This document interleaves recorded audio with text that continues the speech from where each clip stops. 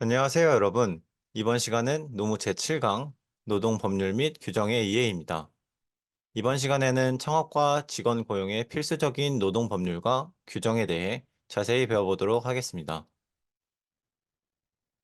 우선 노무 7강을 시작하기에 앞서 지난 6강에서 배운 내용을 다시 한번 리마인드 해보겠습니다. 인사관리란 기업과 근로자가 추구하는 목적을 함께 충족시키기 위해 인력을 조달하고 유지하며 개발하고 활용하는 조직적인 관리 활동이었죠. 그리고 인력의 선발 과정 중 훌륭한 인재를 선발하는 의사결정 도구 중 하나인 성격의 5가지 요인, 빅5 모델 구성 요소에 대해 알아보았습니다. 구성 요소에는 성실성, 우호성, 개방성, 외향성, 그리고 정서적 안정성이 있었습니다. 마지막으로 근로기준법 제42조 계약 서류의 보존에 관한 내용입니다. 사용자는 근로자 명부와 대통령령으로 정하는 근로계약에 관한 중요한 서류를 3년간 보존하여야 한다. 이를 위반할 경우 500만 원 이하의 과태료가 부과된다는 내용이었습니다. 이제 노무 7강 노동법률 및 규정에 의해 시작하겠습니다. 이번 7강에서는 노동법의 정의와 목적, 다양한 노동법의 종류, 노동법의 기본 개념들을 자세히 살펴보며 마지막으로 노동법 위반 사례까지 포함하여 심층적으로 배워보도록 하겠습니다. 조직 운영에 꼭 필요한 노동법률에 대한 이해를 진행하겠습니다. 노동법의 정의입니다. 노동법이란 자본주의 사회에서 노동자와 사용자 간의 불평등을 해소하며 노동자의 인간다운 생활과 생존권을 보장하기 위해 마련된 법률 체계를 의미합니다. 이는 근로자의 권익을 보호하기 위한 주요 규정들을 포함하며 근로조건, 임금, 근로시간 등이 포함됩니다. 창업 및 사업 운영에서 노동법을 이해하지 못하면 어떤 문제가 발생할까요? 노동법을 적절히 적용하지 않으면 직원들의 불편함과 불안이 초래될 수 있습니다. 인적 자원은 비즈니스 품질을 결정하는 핵심 요소입니다. 직원의 불만은 품질 문제와 생산성 저하로 이어질 수 있습니다. 이는 조직의 지속적인 위협으로 작용됩니다. 또한 노동법을 지키지 않으면 법적인 문제가 발생하며 기업의 시간과 비용 등 손해를 줄 수 있습니다. 따라서 법적인 문제가 발생하지 않도록 미리 대비하여 관리하시는 것이 중요합니다. 사업 초기에는 산업 규제 대비와 기술 보호 조치 등 다양한 과제가 존재합니다. 인적 자원에 대한 올바른 인식과 노동 관리의 기초를 튼튼히 다져 나간다면 어떠한 어려움에도 흔들리지 않을 것입니다. 임금은 노동의 대가로 시민의 생계를 보장하는 영역이므로 매우 중요합니다. 노동법이 등장하기 이전에는 노동과 관련된 사항이 주로 민법의 영역에 속해 있었습니다. 민법상 계약의 기본 원칙은 상호 협의와 합의에 기반하며 이는 계약 자유의 원칙으로 알려져 있습니다. 그러나 노동자와 사용자 간의 관계에서는 보통 노동자가 의뢰 입장에 있기 때문에 상호 합의에 의한 계약을 모두 인정하는 것보다는 노동자의 입장과 권리를 존중하는 것이 중요합니다. 이를 고려하여 노동법이 도입되면서 민법과는 별도로 노동자의 인간다운 생활과 생존권을 보장하기 위한 법적 규정이 강화되었습니다. 이로써 노동법은 노동자의 권리와 안전을 보호하며 민법과는 다른 틀에서 기본적인 노동자의 권익을 보호하는 중요한 역할을 수행하게 되었습니다. 이번에는 노동법의 종류에 대해 알아보겠습니다. 노동법은 크게 개별적 근로관계법, 집단적 노사관계법, 협력적 노사관계법, 그리고 고용관련법으로 구분됩니다. 각 법률은 특정한 측면에서 노동관계를 조절하고 보호하는 역할을 수행합니다. 관련한 내용들을 좀 더 자세히 알아보도록 하겠습니다. 첫 번째 개별적 근로관계법입니다. 근로자와 사용자 간의 근로관계를 정립하고 근로계약의 체결, 근로계약의 내용 및 변경, 근로계약의 종료 절차 등이 포함되어 있습니다. 일정한 법적 기준을 제시하여 근로자의 근무 환경을 보장하고 근로자의 권리와 이익을 보호합니다. 근로기준법은 노동법 중 대표적인 법 중 하나로 근로자와 사용자 간의 근로계약에 기초하여 근로자의 기본 권리와 의무를 규정합니다. 근로계약서 작성은 이 중에서도 가장 중요한 부분으로 근로자와 사용자 간에 합의된 내용을 명확하게 기재하고 근로자의 근로 조건을 보호하고 법적 분쟁을 예방합니다. 예를 들어 근로기준법 제17조에 따르면 근로계약서의 근로기간, 근로장소, 근로시간과 휴게시간 등 다양한 기재사항이 포함되어야 합니다. 또한 근로기간의 시작과 종료, 근로장소 및 시간의 변경 시 사전 통지의 규정이 포함되어 있습니다. 이는 근로자와 사용자 간의 상호 동의와 투명한 근로 환경을 조성합니다. 근로계약서 작성은 이러한 법적 요건을 충족시키고 근로자와 사용자 간의 의무와 권리를 명확히 정의하여 논란을 방지하는 핵심적인 단계입니다. 두 번째로 소개할 집단적 노사관계법은 노동조합이나 근로자 대표 등의 근로자 집단과 사용자 간의 노사관계를 규정하는 법을 의미합니다. 이 법은 사용자에 비해 사회 경제적으로 열등한 위치에 있는 근로자들의 단결을 보장합니다. 사용자와 대등한 관계를 유지하여 노사 간의 자율적인 문제 해결을 실현하는 것을 목적으로 합니다. 집단적 노사관계법은 근로자들이 공동의 권익을 위해 단결하고 노동조합을 구성하거나 근로자 대표를 선출하여 사용자와의 교섭 및 협상에서 근로자의 입장을 대변합니다. 이를 통해 근로자들은 개인적인 권리와 요구사항을 개별적으로 표현하는 것이 아니라 단체로서 더 강력하게 주장할 수 있게 됩니다. 이는 노동시장에서의 균형과 공정성을 유지하기 위한 중요한 도구로서 근로자들의 단결을 보호하고 단체 교섭을 통해 상호 합의에 도달할 수 있는 환경을 조성합니다. 이를 통해 근로자와 사용자의 균형 있는 노사관계를 유지하며 노동시장의 안정성과 공정성을 증진하는 역할을 합니다. 세 번째, 협력적 노사관계법입니다. 사용자와 근로자가 참여와 협조를 통해 노사 공동의 이익을 증진함으로써 기업의 영속적 발전을 이룩하고 국민경제 발전에 기여함을 목적으로 하는 법을 의미합니다. 대립과 투쟁의 성격을 강조하기보다는 그 한계를 넘어 노사 관계를 한 단계 더 발전시키기 위함이 목적입니다. 기업이 지속적으로 성장하고 발전하기 위해서는 사용자와 근로자 간의 상호 협력과 소통이 필수적입니다. 이 법은 단순히 갈등을 피하고 조정하는 것을 넘어 노사 간의 긍정적인 협력과 공동의 목표 달성을 지향합니다. 네 번째, 고용 관련법은 노동시장의 인력 수급의 균형과 고용 안정을 위한 법입니다. 근로자의 생활 안정과 국민 경제 발전에 기여를 위해 제정되었는데요. 두 가지 예시만 보고 넘어가겠습니다. 고용정책기본법은 국가의 고용정책을 수립하고 실행하는 기본 원칙을 정하는 법입니다. 고용보험법은 근로자가 일자리를 잃게 되거나 이직이나 재취업을 위한 준비의 시기에 관한 내용입니다. 기초적인 생활의 안정성 보장과 제도약을 위한 일정한 지원을 받을 수 있도록 하는 법입니다. 실업급여나 취업장려금 제도가 대표적인 사례로 볼 수 있습니다. 자, 여기서 퀴즈. 근로자의 근로계약 기간은 사용자가 지정하여 정하는 것이 원칙이다. O, X.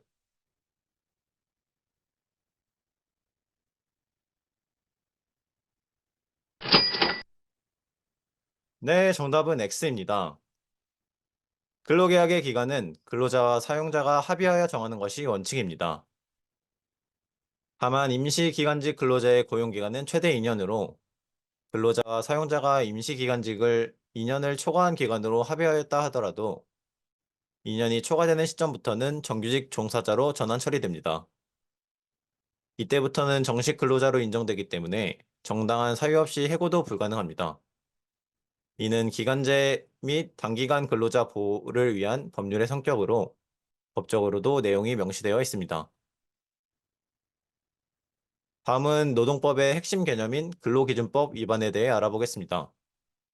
근로기준법은 근로자와 사용자 간의 근로관계에서 지켜야 할 최소한의 기준을 규정하고 있습니다.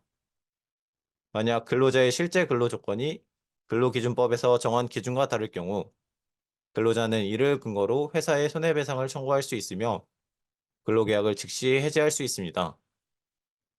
따라서 창업 후 직원을 채용할 때는 근로기준법을 정확히 숙지하고 근로조건을 협의할 필요가 있습니다.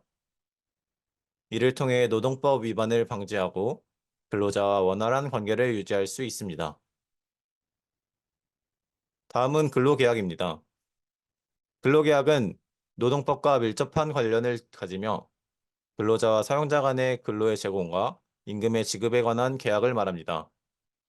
근로자는 자신의 시간과 기술을 사용하여 사용자에게 필요한 근로를 제공하고 그 대가로 사용자로부터 임금을 받습니다. 이 계약은 양측 간의 합의와 상호 동의에 기반하며 근로자의 권리와 의무, 근로 시간, 임금, 근로 조건 등 중요한 사항을 명시합니다. 또한 근로계약은 법적인 구속력을 가지며 근로자의 근로권을 보호하고 균형을 유지하는 중요한 노동법적 도구 중 하나입니다. 근로계약에 대해 좀 더 자세히 알아보겠습니다. 근로는 정신노동과 육체노동을 모두 포함하는 개념입니다. 특히 근로계약은 명시된 형식을 요하지 않아 문서나 구두로 체결될 수 있습니다. 그러나 임금, 소정근로시간, 휴일 등의 중요한 사항은 서면으로 명시하지 않으면 형사처벌의 대상이 될 수 있습니다. 서면 계약이 누락되었을 때 근로자와 사용자 간의 주장이 엇갈리게 되는 경우 근로자의 입장을 더 지지하는 경향이 있습니다. 주장과 사실의 불일치에 대한 증명의 책임은 근로자가 아닌 사용자에게 있으므로 신중한 계약의 체결이 요구되고 논란의 방지를 위해 꼭 서면으로 증빙하여 보관하는 것이 좋습니다. 노동법의 기본 개념 중 5인 미만 사업장에서 적용되는 노동관계 법령의 중요한 5가지 주제에 대해 알아보겠습니다. 대부분 5인 이상부터 노동관계 법령이 적용된다고 생각하는 분들이 많으시고 창업 초기나 사업의 초반에는 노동관계 법령은 많이들 신경을 안 쓰시는데요. 5인 미만 사업장에도 적용되는 노동관계 법령에 대해서 알아보도록 하겠습니다. 자, 첫 번째는 근로계약서의 작성입니다. 근로계약서 작성은 근로기준법 제17조에 해당하며 적용 시점은 근로를 시작한 첫날부터 적용됩니다. 적용 대상은 정규직, 계약직, 일용직 상관없이 모두 적용됩니다. 만약 근로계약서를 작성하지 않은 경우 500만 원 이하의 벌금 및 과태료가 부과됩니다. 근로계약서 작성은 필수적으로 이루어져야 합니다. 다음 주제는 해고 예고에 대한 내용입니다. 해고 예고에 대한 규정은 근로기준법 제26조에 명시되어 있습니다. 근로자와 근로관계를 종료할 때 1개월 전후에 통보하지 않으면 30일치 통상임금을 지급해야 합니다. 예를 들어 12월 1일에 근로관계 종료를 원한다면 적어도 한 달 전인 11월 1일까지 통보해야 합니다. 하지만 천재지변이나 3개월 미만 근속기간의 근로자에게는 이 규정이 적용되지 않습니다. 이는 수습기간과 유사하게 이해하시면 될 것 같습니다. 세 번째는 주휴일입니다. 근로기준법 내용을 다룰 때 잠깐 언급드렸었는데요. 근로기준법은 하루 8시간, 일주일에 40시간 이상을 근무한 경우 일주일에 평균 1회 이상의 유급휴일, 즉 주휴수당을 제공합니다. 이 주휴수당은 1인 이상 사업장에도 적용됩니다. 언제 주휴수당이 발생하냐? 주휴수당의 발생 요건 첫 번째로는 일주일 동안 소정근로 시간이 15시간 이상인 경우, 두 번째는 소정근로를 개근한 경우입니다. 예를 들어 일주일에 3일만 근무를 하더라도 월요일, 수요일, 금요일 5시간씩 3일을 일한다면 일주일에 15시간 이상 소정 근로시간 첫 번째 요건을 충족하고 두 번째 요건 소정 근로의 개근 두 가지 요건을 모두 충족하여 주휴수당이 발생하게 됩니다. 쉽게 말해서 주휴수당의 발생 기준이 일주일에 5일 이상 근무가 아니라는 점 반드시 알고 계시면 될 것 같습니다. 네 번째는 퇴직금입니다. 퇴직금은 근로자 퇴직급여보장법 제4조에 나와 있는데요. 구체적인 조건은 세 가지로 정리할 수 있습니다. 첫 번째, 1년 이상 근무한 근로자. 두 번째, 일주일에 15시간 이상 근무한 경우. 세 번째, 퇴직금은 퇴직할 때 발생하며 중간 정산이 불가능합니다. 이 세 가지 조건에 의해 1년 미만 중간 퇴사자는 퇴직금이 발생하지 않는다는 점 참고해 주시기 바랍니다. 5인 미만 사업장에도 반드시 적용되는 5가지 내용 중 마지막으로 소개해드릴 주제는 최저임금에 관한 내용입니다. 5인 미만 사업장에도 최저임금은 꼭 준수되어야 합니다.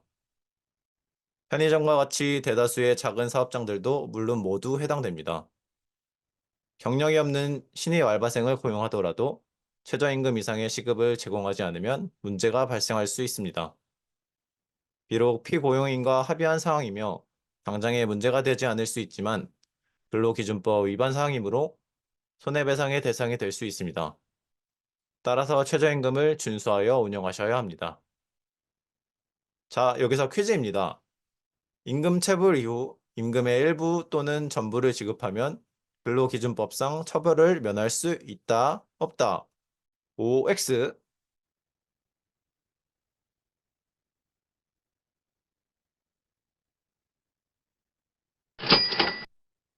네, 정답은 X입니다. 대법원 판례에 의하면 임금 체불 이후 비록 그 임금의 일부 또는 전부를 지급하였다 하더라도 근로기준법상 처벌을 면할 수 없다라고 판시하고 있습니다. 따라서 그 후에 임금을 지급했다 하더라도 여전히 형사처벌 대상이 됩니다. 앞에 나온 퀴즈에 대해 좀 더 자세히 알아보겠습니다. 임금 체불이란 임금을 지급하기로 한 날짜에 임금을 지급하지 않거나 일방적으로 임금을 삭감하거나 근로자의 동의 없이 퇴직한 때로부터 14일 이내 퇴직금을 미지급한 경우를 의미합니다. 임금 체불이 인정되어 형사처벌이 될 경우 사용자는 3년 이하의 징역 또는 3천만 원 이하의 벌금에 처해집니다. 체불의 대상이 되는 임금은 통상임금뿐만 아니라 추가수당이나 상여금, 퇴직금도 모두 포함 대상이니 꼭 확인하여 챙기셔야 합니다.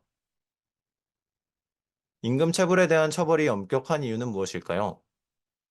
아무래도 근로자에게 임금이라는 것은 생계를 지탱하는 가장 중요한 수단입니다. 따라서 그 중요성은 다른 것과 비교할 수 없습니다. 근로자를 보호하는 것이 근로기준법의 가장 큰 사명이고 그 취지입니다. 그렇기 때문에 근로기준법은 사용자의 임금 지급에 관한 사항이 잘 지켜질 수 있도록 굉장히 강력하게 형사처벌까지 가해가면서 보호하고 있습니다. 자, 오늘 배운 노무 7강 내용을 정리하고 마무리하겠습니다. 노동법의 기본 개념에 대해 요약해 보겠습니다. 근로자와 사용자가 합의했다 하더라도 근로기준법보다 낮은 수준의 계약은 불가하다. 두 번째, 근무기간이 2년을 초과할 경우 정식 근로자로 인정이 된다고 했습니다. 기간제 및 단기간 근로자를 보호하기 위함이라고 안내드렸었죠. 세 번째, 정당한 사유의 해고라도 한 달 전 통보하지 않을 경우 30일치 통상임금 지급입니다. 다음은 5인 미만 사업장 필수 적용 법률 5가지를 살펴봤었습니다. 첫 번째는 근로계약서의 작성이었고요. 두 번째는 해고 예고 30일 전 미리 알리기. 세 번째는 주휴일 일주일 소정 근로시간 15시간 이상. 소정 근로를 개근한 경우 주휴수당이 발생한다고 말씀드렸었죠. 네 번째는 퇴직금 발생 조건입니다. 1년 이상 근무한 근로자여야 하고 일주일에 15시간 이상 근무한 경우였죠. 마지막으로 최저임금 부분입니다. 경력이 없다고 하더라도 최저임금 기준을 지키셔야 하는 점 꼭 기억하시기 바랍니다. 이상으로 오늘의 수업은 여기서 마치도록 하겠습니다. 감사합니다.